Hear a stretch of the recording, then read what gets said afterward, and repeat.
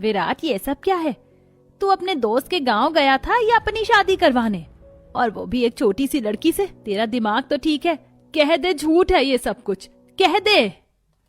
देवर जी, आप सच में एक बच्ची देवरानी को घर लेकर आए हैं, उससे ब्याह करके?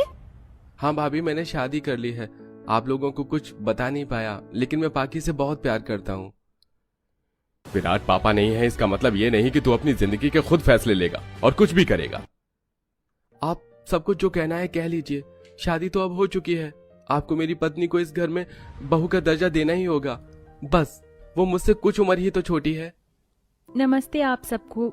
मुझे अपना नया घर बहुत अच्छा लगा। अब मैं यहाँ विराट जी के साथ रहूंगी। अरे तुम विराट जी, ये चीकू है ना? चीकू, मुझे अपने खिलौने दिखाओ ना। ये लो। चीकू से रिमोट कंट्रोल कार लेकर पाकी खुश होकर बच्चे की तरह खेलने लगती है। घर वाले सारे हैरान होते हैं।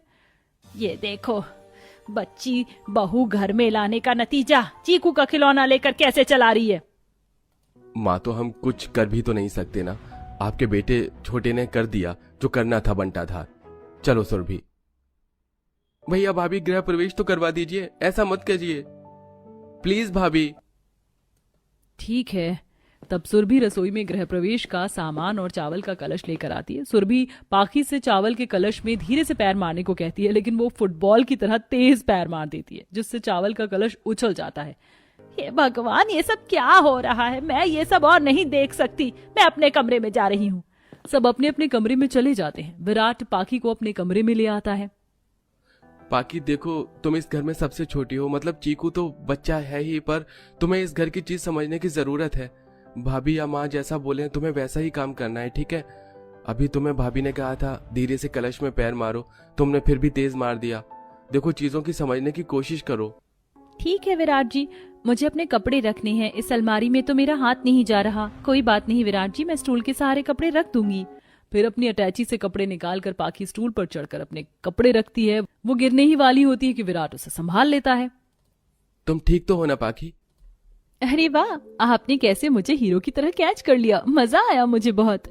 तभी गायत्री अपने कमरे से गुजरते हुए उन्हें देख वापस कमरे में चली जाती है। ये भगवान, मोहल्ले में किसी को पता चल गया कि मेरा छोटा बेटा बच्ची बहू लाया तो मोहल्ले में तो मेरी थू थू हो जानी है। माँ जी, मुझे आपसे ये पूछना है कि कल उसकी पहली रसोई होगी तो आप उसको पुश्तैनी हार देंगी? बिल्कुल नहीं बहू। तेरे जितने उम्र की लड़की भी आती ना, तो जब तक वो घर नहीं संभाल लेती तब तक मैं उसको ये नहीं देती। वो पुश्तैनी हार उस बच्ची को देना तो बहुत दूर की बात है।